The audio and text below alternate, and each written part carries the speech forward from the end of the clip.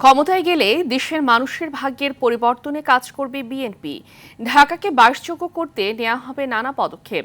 যানজট নিরসনে সড়ক প্রশস্ত করার পাশাপাশি শিশুদের বিকাশে অর্ধশত খেলার মাঠ তৈরির প্রতিশ্রুতি দিয়েছেন বিএনপি চেয়ারম্যান তারেক রহমান।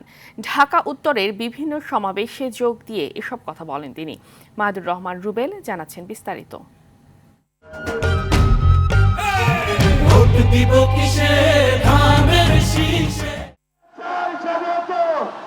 নিজের নির্বাচনী এলাকা ঢাকা ১৭-র সন্তান হিসেবে ধানের শীষের পক্ষে ভোট চেয়েছেন বিএনপি চেয়ারম্যান তারেক রহমান।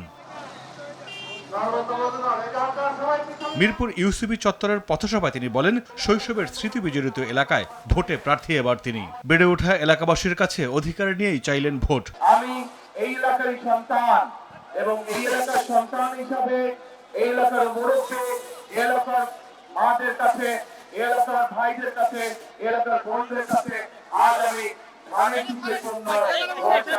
তারেক রহমান বলেন, বিএনপি সরকার গঠন করতে পারলে ঢাকা শহরে ৪০টি খেলার মাঠ তৈরি করবে। বিএনপি ১২ তারিখে সরকার গঠন করলে শুধু এই এলাকাতেই নয়, ঢাকা ১৭তেই নয়, আমরা সমগ্র ঢাকা শহরে অন্তত ৪০টি খেলার মাঠ তৈরি করবো ইনশাআল্লাহ।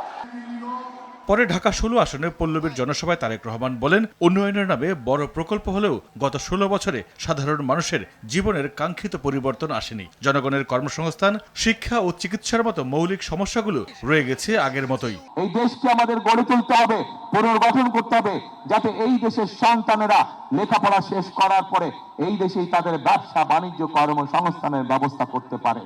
এই দেশকে আমাদের গড়ে তুলতে হবে, এই দেশের মা বোনেরা যাতে এই দেশের স্বাবলম্বী হয়ে দেশ গঠনে ভূমিকা রাখতে পারে। পরে ঢাকা ১৫ আসনের নির্বাচনী জনসভায় তারেক রহমান বলেন, জনগণের নিরাপত্তায় সবার আগে ঠিক করা হবে আইন শৃঙ্খলা পরিস্থিতি। দুর্নীতির বিরুদ্ধে জিরো টলারেন্স নীতিতে থাকবে বিএনপি। দুর্নীতি এবং আইন শৃঙ্খলা রক্ষা যে কোনো মূল্যে জনগণের জন্য, এই দেশের জন্য আমরা নিশ্চিত করব।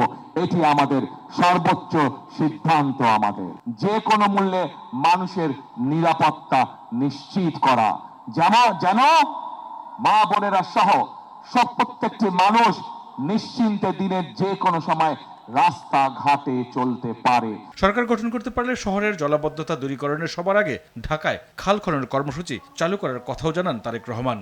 খাল খনন কর্মসূচি ইনশাআল্লাহ আমরা আবার শুরু করব সমগ্র বাংলাদেশে। মাহিদুর রহমান রুবেল, RTV, ঢাকা।